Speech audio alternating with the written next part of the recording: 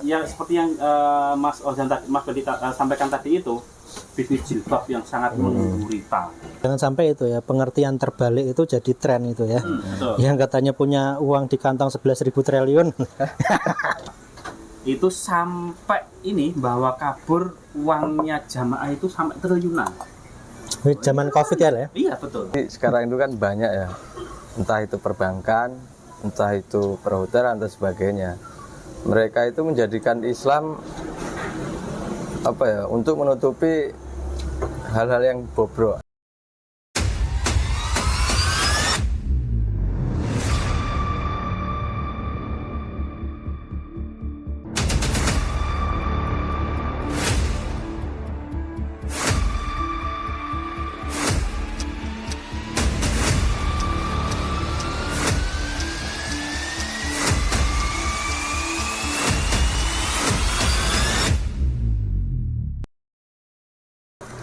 Assalamualaikum warahmatullahi wabarakatuh. Waalaikumsalam warahmatullahi wabarakatuh. Oke, jumpa lagi bersama teman ngobrol di Titik Terang Institut yang cemerlang, yang cerdas, menginspirasi dan otentik. Baik, hari ini kita akan bahas bisnis Islami.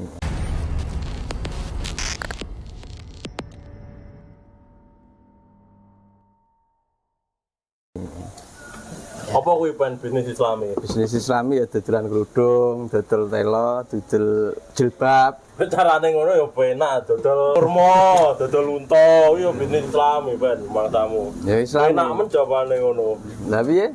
Lah yo mbono. Soalnya kan gini, bisnis Islami itu kan menjadi trendsetter ya untuk pengusaha-pengusaha.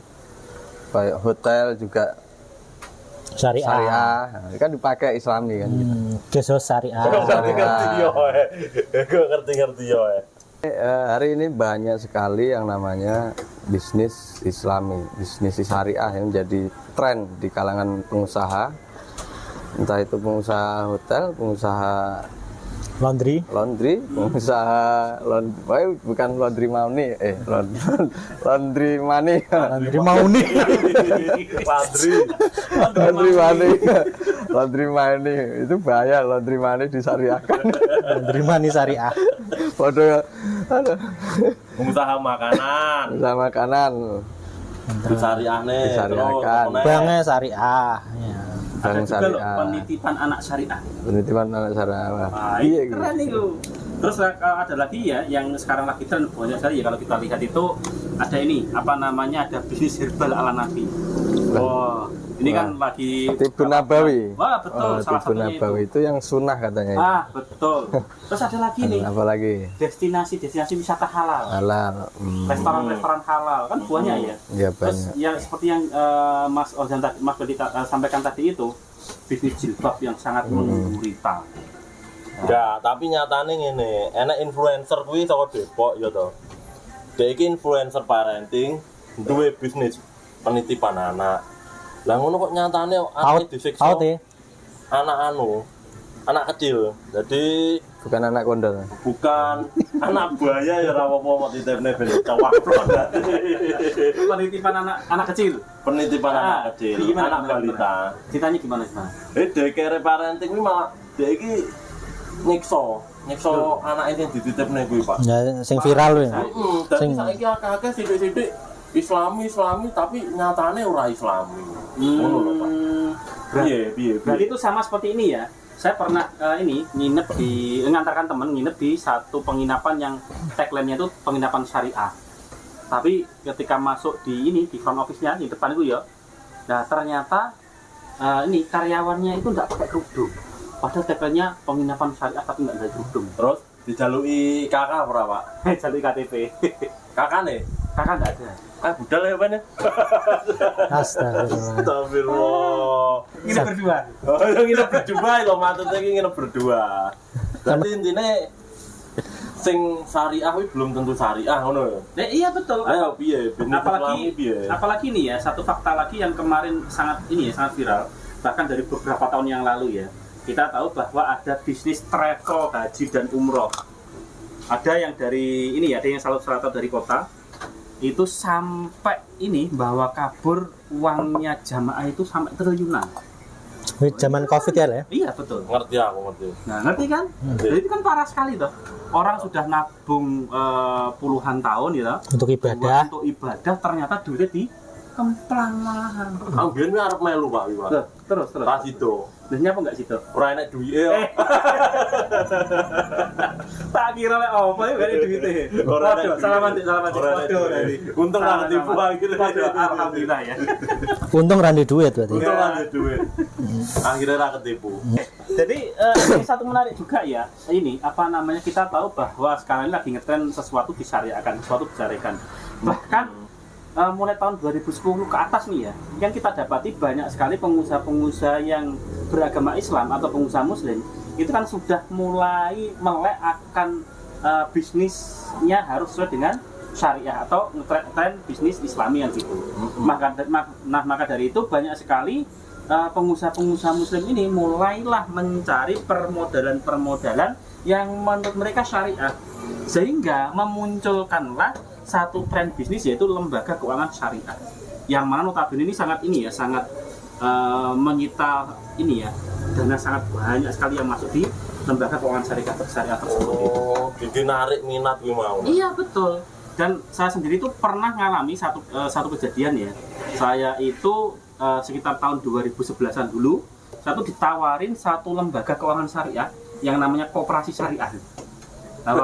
Koperasi Syariah, yang mana di situ itu kita harus membayar uang ini ya, simpanan pokok, simpanan wajib sekian. Nah setelah itu saya tuh dikasih pinjaman. Nah ternyata ujung-ujungnya ketika saya itu tidak bisa bayar ya toh, ya nunggak sekian bulan, akhirnya didatangi sama ketua koperasinya yang saya menganggap sebagai debt kolektornya, dibacainlah ayat-ayat suci Al-Quran di situ saya. Diruqyah sama? Iya diruqyah gitu aja ya. Sambil bilang, loh mas, ini jenengan kan sudah hutang dan sudah nunggak, dan kita ada operasional, maka jenengan usahakan untuk bisa menutupi operasional kami. Akhirnya saya diminta untuk infak. Yeah. Sampai waktu itu saya berpikir gini, loh, ini bedanya koperasi syariah sama koperasi konvensional apa? Kalau koperasi konvensional kan langsung jelas ya. Denda kan gitu. Dan ini wajib infak di koperasi itu gitu loh. Ya beda istilah. Jadi ya memang banyak ya apa istilahnya, itu sebagian kecil mungkin. Lanjut.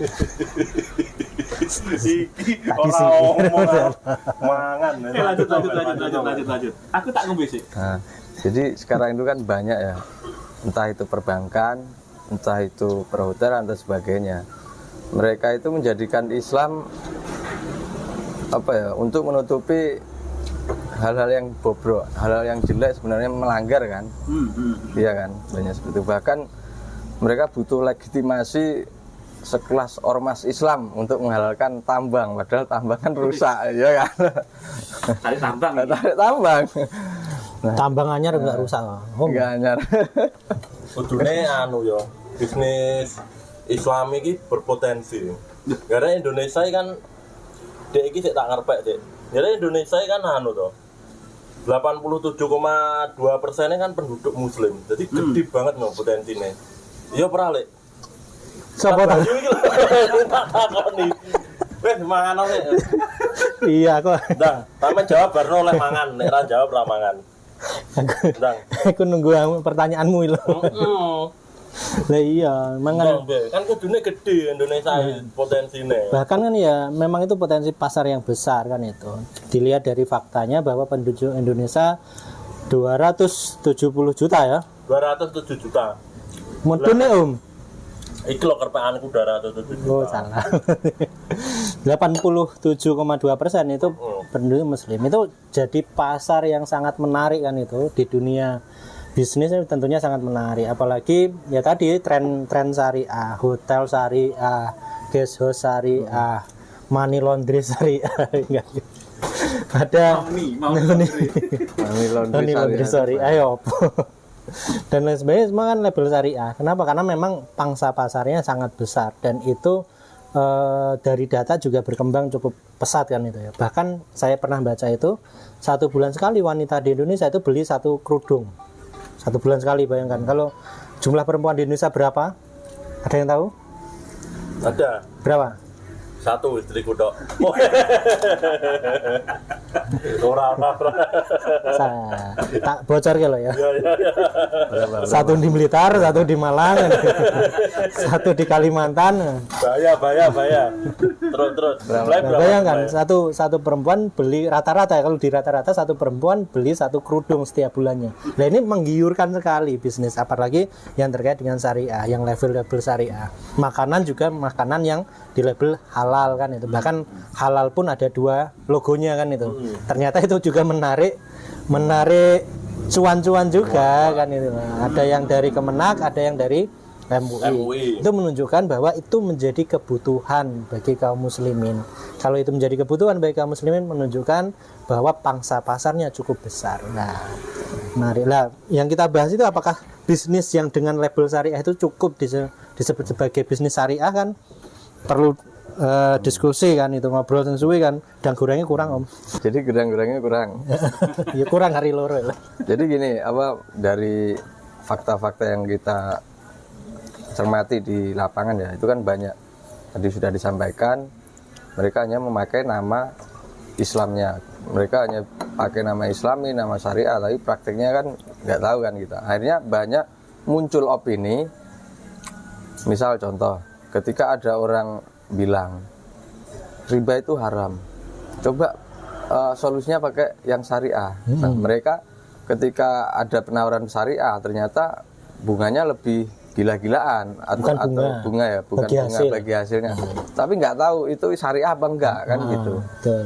Nah, akhirnya kan namanya malah jelek. Nama Islam itu jelek, nama syariah itu jelek. Mereka pakai malah dia nggak mau untuk belajar Islam lebih dalam. Sebenarnya kalau kita gali lebih dalam, bisnis Islam itu seperti apa gitu. Pengertiannya Pak Edi. Bisnis Islami. Jadi kalau kita lihat ya, sebenarnya dengan tren bisnis Islam yang saat ini sangat mengguritas, sangat mudah dan sangat menarik bagi para pengusaha yang ada di luar sana ya. Ini seharusnya kita sebagai seorang muslim, terutama pengusaha muslim ya, itu seharusnya kita itu harus paham dulu bisnis Islam itu bisnis seperti apa kan gitu. Nah ternyata ini yang namanya bisnis Islam itu adalah bukan bisnis yang punya tagline syariah atau produknya halal, bukan itu tok ternyata itu. Ternyata pengertian dari bisnis Islam itu adalah segala suatu usaha yang dia itu mulai dari produknya sampai cara jalaninnya harus sesuai dengan hukum syari. Berarti gini Pak, kalau ada nama tagline misalnya bank syariah, hotel syariah, itu menandakan nggak syari gitu kan? Belum tentu ya. Belum tentu. Kita lihat dulu. Cari prinsip Pak. Harus prinsip. Nah, jangan sampai seperti yang disampaikan data yang disampaikan Mas Iwan tadi itu ya. Ada satu jasa penelitian anak tagline-nya Islami ya. Ternyata malah mendolimi anak kecil gitu. Jadi malah nggak Islam. Iya, malah nggak. Jadi kekhawatiran kita kan di situ. Namanya dipakai, prakteknya nggak dipakai. Ada menjelek-jelekkan. Nah, sebagai salah satu contoh juga ya. Ketika katakanlah kita itu berbisnis jualan aja di pasar lah, jualan di pasar, jualan kurma. Nah, soalnya kan Islami, jualan kurma terus pas bulan Ramadan, kan Islami banget katanya. Nah ternyata di dalam prakteknya kita itu sebelum awal puasa, satu bulan sebelum puasa kita tuh nyetok kurma sekian ribu karton gitu ya. Ternyata di pertengahan puasa masih belum berkurang setengahnya. Maka kan sudah ini garing ya istilahnya. Maka kita campurkan antara kurma yang lama sama kurma yang baru. Di mix. Nah, iya di mix. Maka di sini kan sebenarnya ada satu kaidah-kaidah yang diterak ya, yang diindahkan oleh para pelaku usaha bisnis kurma ini. Yaitu salah satunya adalah prinsip keadilan. Prinsip keadilan bagi orang yang bertransaksi atau jual beli tadi itu, jangan sampai salah satu pihak itu dicurangi. Jadi seperti itu. Itu salah satunya aja seperti itu. Ya jangan sampai itu ya, pengertian terbalik itu jadi tren itu ya. Yang katanya punya uang di kantong 11.000 triliun.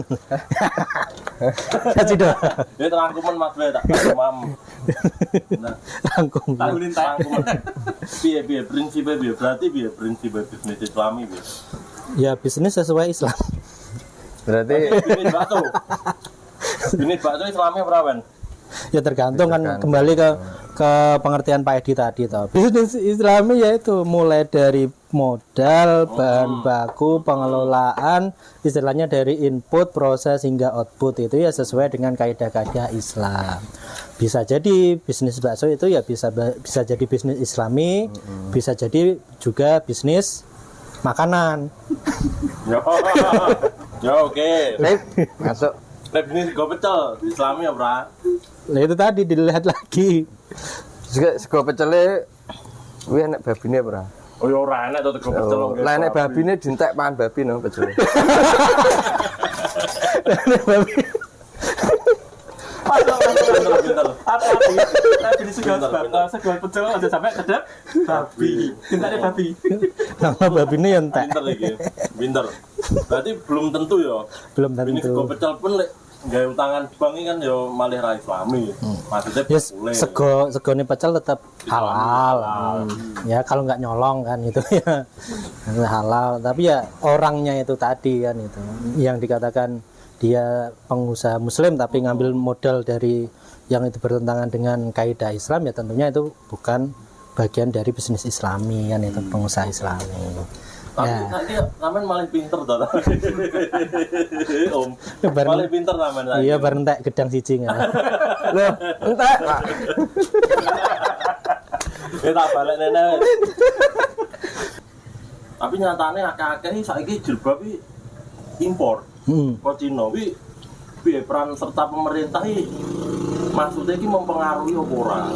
Pengusaha-pengusaha kita, pengusaha-pengusaha UKM dan IKM ini ya, itu dapat orderan dari dari perusahaan-perusahaan yang besar, istilahnya beli curah kan, tanpa branding, balik lagi ke Indonesia sudah ada brandnya sendiri.